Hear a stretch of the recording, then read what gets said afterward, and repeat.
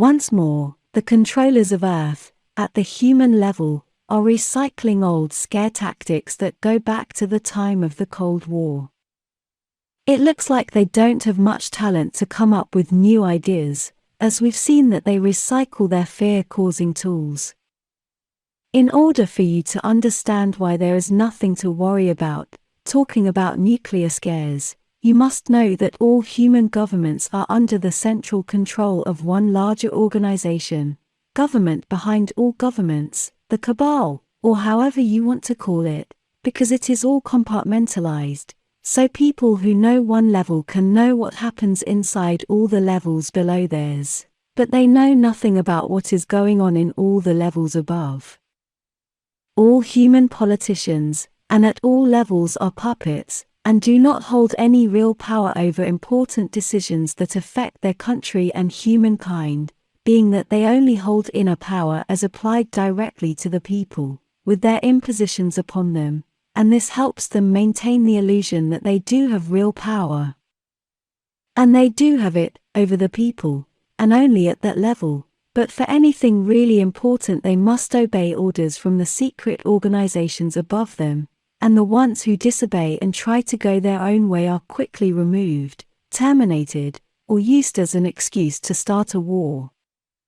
Those secret organizations are the ones who decide who will be in office at all levels, and only simulate a government that was elected by the people, for mass control purposes. Then there is another important concept I must point out.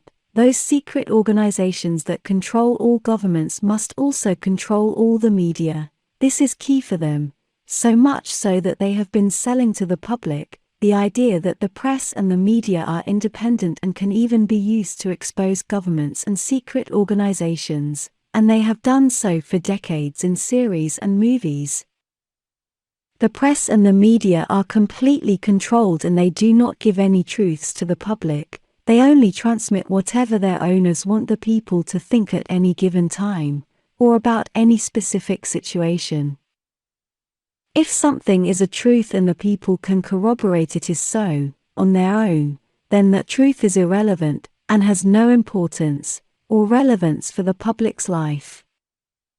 The alternative media is also controlled, and also have false representatives that willingly, knowingly, or not, also serve their purpose, guiding the alternative public's perception in the direction the controllers want, and with it, silencing the creators of the real alternative media. I'm saying all this because I'm trying to make a point here. All those secret societies that control the governments follow certain rules and patterns of behavior, and one of them is duality. They love to create separation and friction between cultures and people of the general population of Earth, and they do so for control purposes, guiding humanity in the direction they want, exactly as a human farm. It is known that who funded Lenin and the October Revolution in Russia back in 1917 was no less than the Rockefeller Foundation. And those are part of the shallow level of who control all governments. My point is that all the Cold War was false from the point of view of real government power, and it was only theater to maintain control over the human population, forcing them to live in a world of clear duality, West versus the Soviet bloc, in order to create a fear atmosphere, and activate a long period of war economy. Not wanting to lose their profit-making machine, they developed funding both sides of World War II. The same is happening right now. The United States, all Western countries, and also Russia and its allies are owned and controlled by the same group of secret societies, and in reality they are not enemies, they only play theater of being so, for the people. From the level of perception of the people in the general population, that theater is very real, it is reality for them, and people do suffer and do die because of that reality that was deliberately created for them, and by them, no doubt about that. The reason to go to war, or for any large armed conflict, is never what they tell the people. The official version is always false, it is only an excuse. The reason, and the purpose for any conflict, is the conflict itself, for it activates war industry and its large profits, works as population engineering and reduction, reshaping the political structure of a region, and works as ritualistic sacrifice of human life, to feed the dark entities they idolize.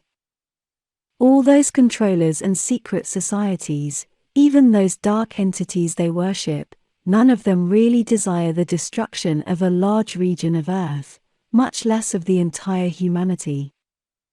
They have no use for such level of destruction.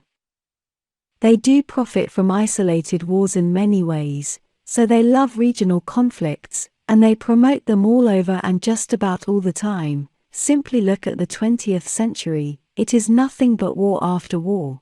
But also note that the history books impose conflicts as relevant events over so many others of far more positive nature. So, directly said, nuclear scares linked to threats of global conflict are nothing more than more theater, and it is not even new, much less original. It simply won't happen, because no one benefits from that, not even the controllers and their entities. They need a constant supply of human and animal suffering, and not one big event and then nothing. Remember, they control both sides, and they control all the media, and this brings me to the next point. They do not need to create real events in order to guide the perception of the population in their wanted direction. All they need is to create isolated ones and then hype them up, exaggerating their relevance and the meaning behind them. All they need is to push a congruent story all over Earth using their media, and their political and social puppets, and the general population. The masses will believe their narrative and behave accordingly exactly as they want. So this means that there are real events that are tragic and worrisome for everyone, and that really took, or will take place. Many events may include highly toxic spills and isolated wars, even detonation of explosive devices, that the controllers may instruct the media to say they were nuclear. And sorry to say, accidents do occur, even those against the interests of the greater controllers, although the last chemical event you all know about was no accident. But the controllers would never cause real global destruction. It is not in their interest. And the problem between Moscow and the West is also theater from the highest level, and if any conflict would arise it would only be local. And next, the higher perspective of why no global destruction due to an armed conflict would ever happen.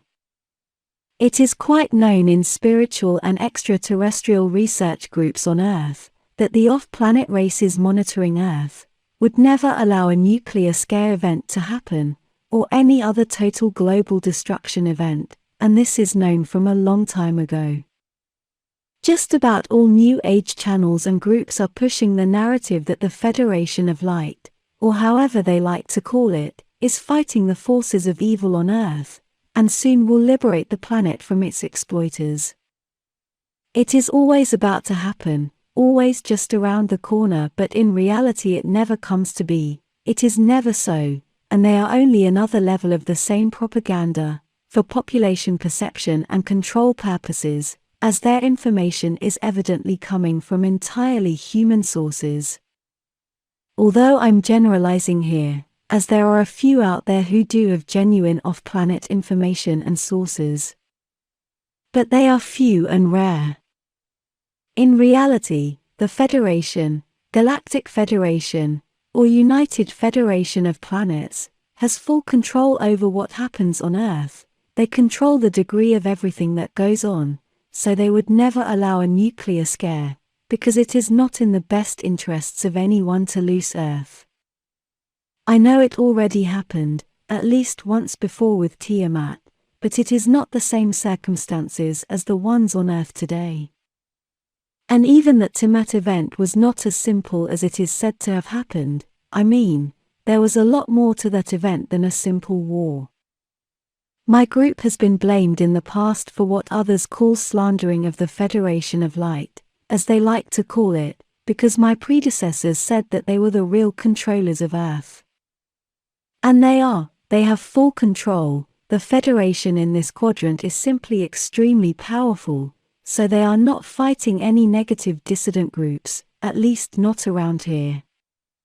But my predecessors never said the Federation was bad or evil. Those groups are only twisting our words to fit their narrative, in order to gain more attention of the greater public, and to lessen the influence and credibility of the group I'm part of.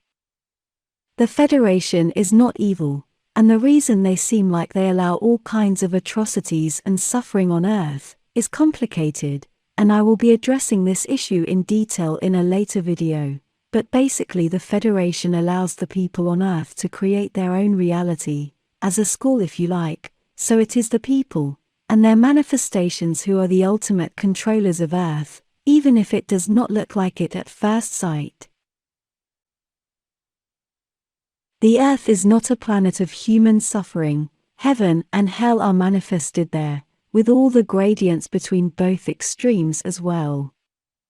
And it depends on each person, and its consciousness and spiritual evolution's level, what it will experience and manifest for itself. This works from a collective manifestation level, but it mostly works from the perspective of each individual, and what he or she can manifest. From one point of view, this would make the Federation seem as extremely permissive and irresponsible, but from another, this is extremely empowering not only for humanity at large, but for each individual there.